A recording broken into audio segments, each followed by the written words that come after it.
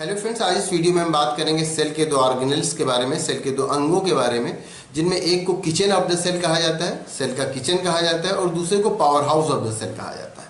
तो ये कौन कौन से सेल ऑर्गेनेल्स हैं जिनको कि किचन ऑफ द सेल और power house of the cell कहा जाता है, और उनको क्यों कहा जाता है? तो kitchen of the cell, kitchen जहाँ पर फूड का फॉर्मेशन होता है, जहाँ पर फूड बनाया जाता है, फूड कुक किया जाता है, तो उसको किचन कहते हैं। तो इसी तरह से जो सेल होता है, तो सेल में जो क्लोरोप्लास्ट पाया जाता है, वहाँ पर फूड का फॉर्मेशन होता है।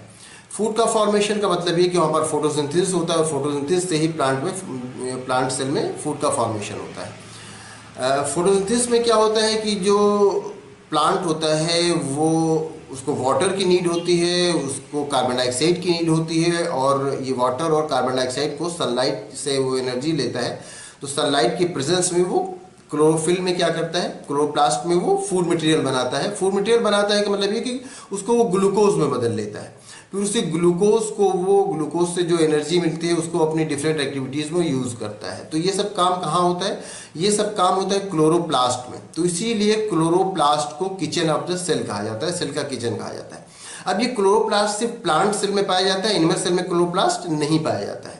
तो एनिमल्स जो होते हैं, हम जानते हैं कि एनिमल्स ऑटोट्रॉफ नहीं होते, एनिमल्स हेट्रोट्रॉफ होते हैं। मतलब ये कि एनिमल्स अपना फूड खुद नहीं बनाते, वो फूड के लिए किसी और पर डिपेंड करते हैं, किसी और से फूड मटेरियल लेते हैं, फिर उसको वो फूड के तौर पर यूज़ करते हैं, फूड के तौर पर उसको खाते हैं। लेकिन जो प्लांट्स होते हैं वो ऑटोट्रॉफ होते हैं, वो अपने आप ही अपना फूड खुद बना लेते हैं। तो इसीलिए जो किचन होता है वो सिर्फ प्लांट सेल में पाया जाता है, एनिमल सेल में किचन नहीं पाया जाता, क्योंकि एनिमल्स को अलग से फूड की नीड होती है।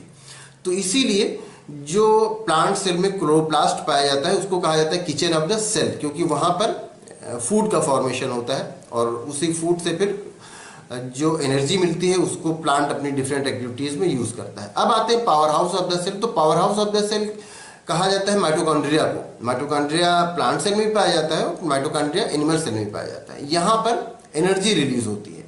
तो एनर्जी रिलीज होती है, इसीलिए इसको क्या कहा जाता है? इसको power house of the cell कहा जाता है। तो ये दोनों ही सेल ऑर्गेनेल्स बहुत इंपॉर्टेंट होते हैं, चाहे माइटोकॉन्ड्रिया हो और चाहे प्लांट के लिए क्लोरोप्लास्ट हो।